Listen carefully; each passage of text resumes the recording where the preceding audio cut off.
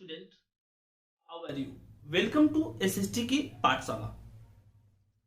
आज की क्लास में हम लोग जानने वाले हैं चैप्टर 1 क्लास 9th डेमोक्रेसी।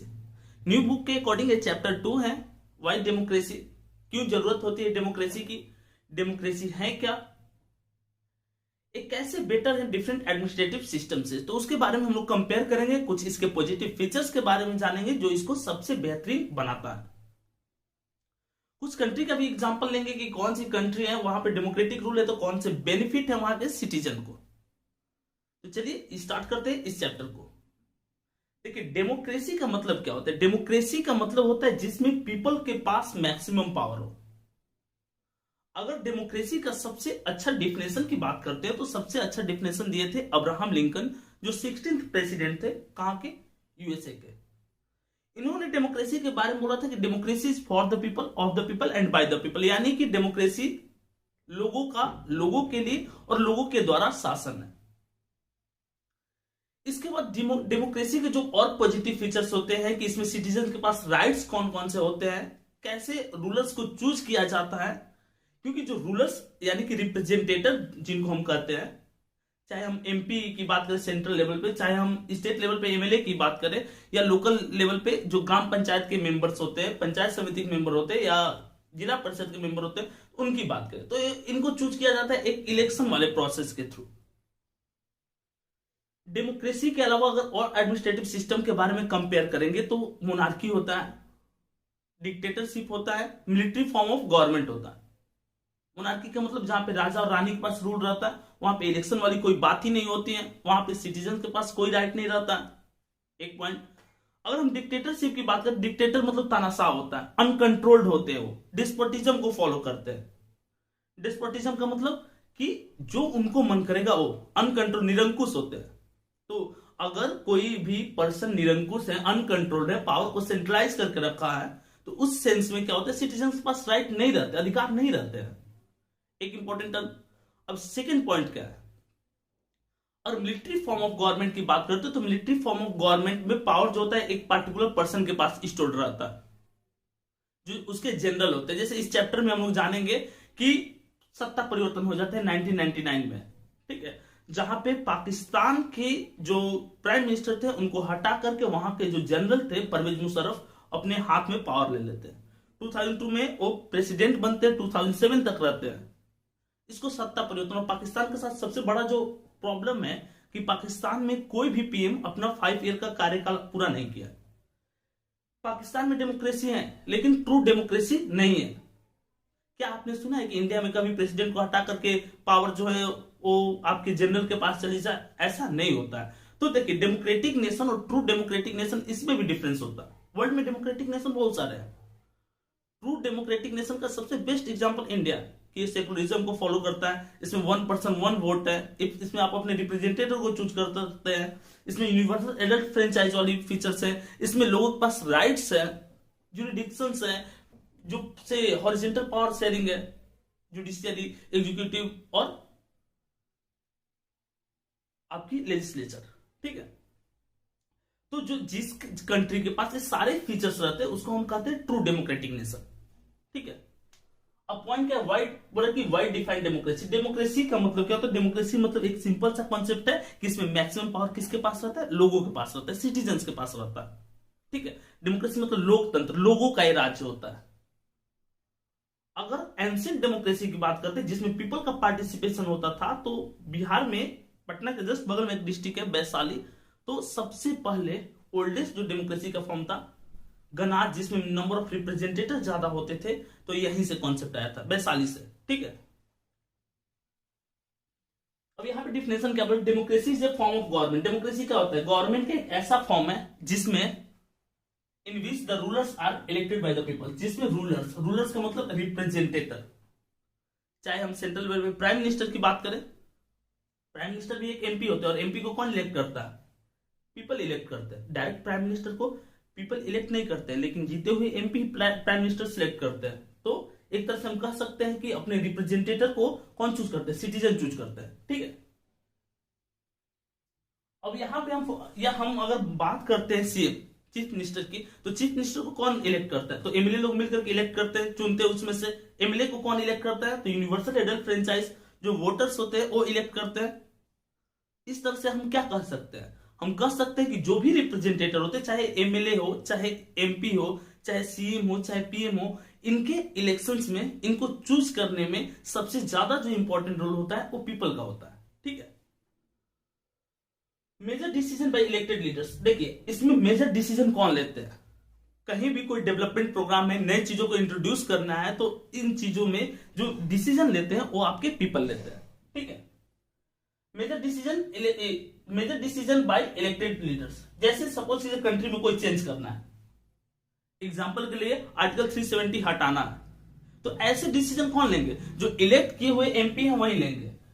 आपको पता है कि लोकसभा में दोनों हाउस से 2/3 मेजोरिटी से अगर कोई भी बिल को पास करा दीजिएगा और प्रेसिडेंट का उस पर साइन हो जाएगा तो बन जाएगा law.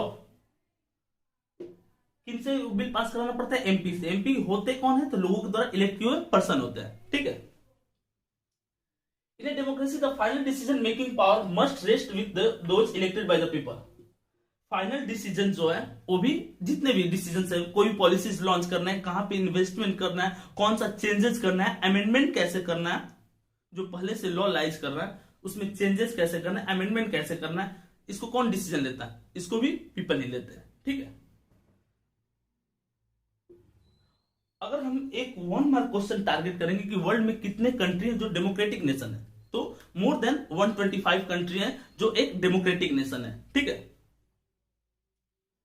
Free and fair electoral competition, देखिए अगर डेमोक्रेसी में इलेक्शन की बात करते हैं तो इलेक्शन में अलग अलग प्रोसेस होते हैं।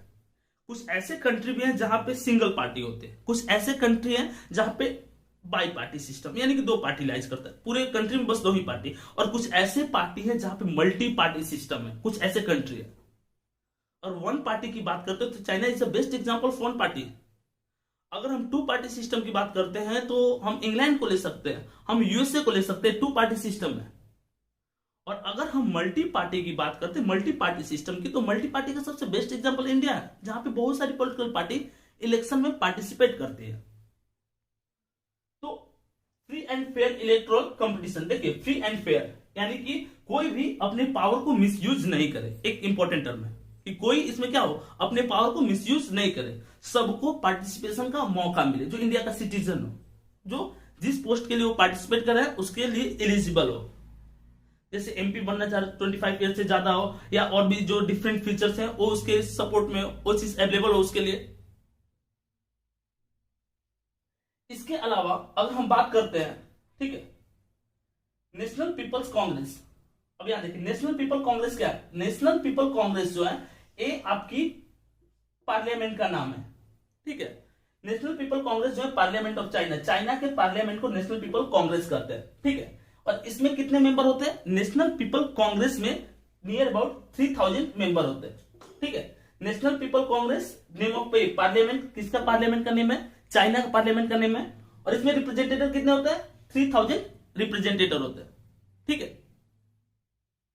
अब देखिए यहां पे क्या दिया? मैक्सिको, बोला कि मैक्सिको में एक पार्टी है पीआरआई। ठीक है। पीपल रिवोल्यूशनरीज पार्टी है। ठीक है। और इंस्टीट्यूशनल रिवोल्यूशनरीज पार्टी भी इसको बोलते हैं, इंस्टीट्यूशनल रिवोल्यूशनरीज पार्टी। यहाँ पे नाम थोड़ा सा टेढ़ा हो गया है, बहुत सारे ऐसे भी फुल फॉर्म आपके आते हैं जहां पर नाम को जैसे कोई भी पार्टी क्या है लास्ट में, लेकिन पी पहले है, तो एक फुल फॉर्म इस पे भी बेस्ड रहते हैं। ठीक है। इंस्टीट्यूशनल रिवोल्यूशनरीज पार्टी है, मैक्सिको की पार्टी है। ये पार्टी करती क्या है? ये लोगों पे प्रेशर क्रिएट करती है। ये पार्टी जो है लोगों पे प्रेशर क्रिएट करती है।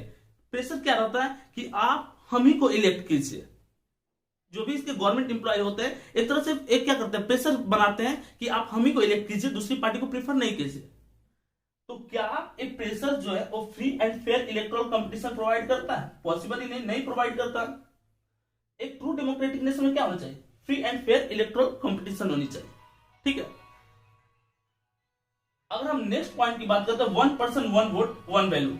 एक डेमोक्रेसी में सबसे जो सुटेबल फीचर होता है 1 पर्सन 1 वोट 1 वैल्यू होता है। ठीक है। 1 पर्सन यानी कि हर किसी के पास, अगर कोई भी डेमोक्रेटिक नेशन है डेमोक्रेसी को प्रीफर कर रहा है तो 1 पर्सन, एक आदमी एक वोट कर सकता है, उसका वैल्यू भी 1 ही होता है। जैसे अगर मुकेश अंबानी भी वोट करते तो उसका वैल्यू 1 ही होता है, और कोई ट्राइबल पीपल जो सिटीजन है इंडिया का वो भी वोट करता है तो उसका वैल्यू 1 होता है। तो इसको 1 पर्सन 1 वोट 1 वैल्यू बोला जाता है, जो डेमोक्रेसी का one of the most important feature है। ठीक है, in democracy each adult citizen must have 1 vote and बोला कि each vote must have 1 value. Democracy में क्या होता है, हर पर्सन के पास 1 वोट और 1 वैल्यू वाला फीचर्स रहता है। ठीक है, rule of law and respect for rights. अब याद देखिए, जानू पीएफ प्रेसिडेंट मुगाम्बे। जानू पीएफ क्या है, तो पॉलिटिकल पार्टी है। कहां की पॉलिटिकल पार्टी है, जानू पीएफ पॉलिटिकल पार्टी है जिम्बाब्वे की, एक पुअर कंट्री है अफ्रीका कॉन्टिनेंट का। तो प्रेसिडेंट मुगाम्बे जो है एक पॉलिटिकल पार्टी रहती है, लेकिन कंटिन्यू ये जीतती है पार्टी। और इस पार्टी का सबसे निगेटिव टर्म क्या रहता है कि अनफेयर इलेक्शन कराती है। जो डिफरेंट पॉलिटिकल पार्टीज है इसके कंपटीशन में उसको फेयर ऑप्शंस प्रोवाइड नहीं करती है। A democratic government rules within limits set by the constitutional law and citizen rights। देखिए, डेमोक्रेटिक गवर्नमेंट में क्या होता है, जो लॉ होता है वो सेटअप किया जाता है, वो सेट किया जाता है किनके द्वारा, कॉन्स्टिट्यूशन के द्वारा, जिसमें ज्यूरिडिक्शंस इसको कहते हैं कि एमपी का राइट सेपरेट रहेगा, एमएलए का राइट सेपरेट रहेगा, इससे बाहर जाकर के वो कुछ नहीं कर सकते। ठीक है,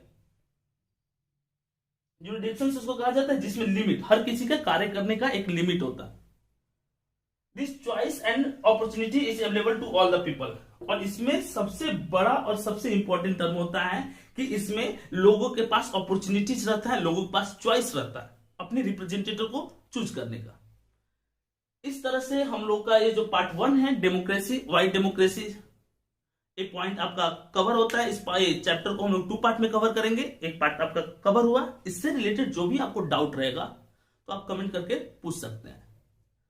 और एसएसटी की बेहतरीन प्रिपरेशन के लिए अगर आप 6 से लेकर के 12 तक में अगर आप पढ़ रहे हैं तो आप हमारे टेलीग्राम ग्रुप को ज्वाइन कीजिए। वहां पे हम लोग डेली क्वेश्चन आंसर सेशन करते हैं। आपके क्वेश्चन को लिया जाएगा, उसका सुटेबल आंसर बताया जाएगा, समझाया जाएगा। और हर चैप्टर का बेहतरीन प्रिपरेशन के लिए, सेल्फ स्टडीज के लिए भी इसका हर चैप्टर का पीडीएफ अवेलेबल है, क्वेश्चन आंसर है, एमसीक्यू है, और भी कुछ इंटरेस्टिंग फैक्ट्स का एमसीक्यू क्वेश्चन आंसर वो भी दिया गया है। साइंस में भी हम लोग क्लास 10th का इंट्रोड्यूस कर चुके हैं। तो इन सारे आप हमारे ऐप को डाउनलोड करें, वहां से आपको सारे क्वेश्चन, हर चैप्टर का क्वेश्चन मिल जाएगा। तो वीडियो देख लीजिए, रीड कर लीजिए एनसीईआरटी, उसके बाद क्वेश्चन बनाइए ताकि आप अपने आप को जज कर पाइएगा कि आप कितना इस चैप्टर को समझ पाए। उसके बाद जल्द ही हम लोग टेस्ट सीरीज लेकर के आ रहे हैं क्लास 10th का। तो आप अगर 10th में लाइज करें तो उस टेस्ट सीरीज को आप अच्छा से बनाइए, क्योंकि 30 नवंबर आपका 1 मार्क क्वेश्चन का टेस्ट है, तो बोर्ड बेस्ड है। तो उसके बेहतरीन प्रिपरेशन के लिए वो टेस्ट सीरीज जरूर बनाए। मिलते हैं नेक्स्ट वीडियो के साथ।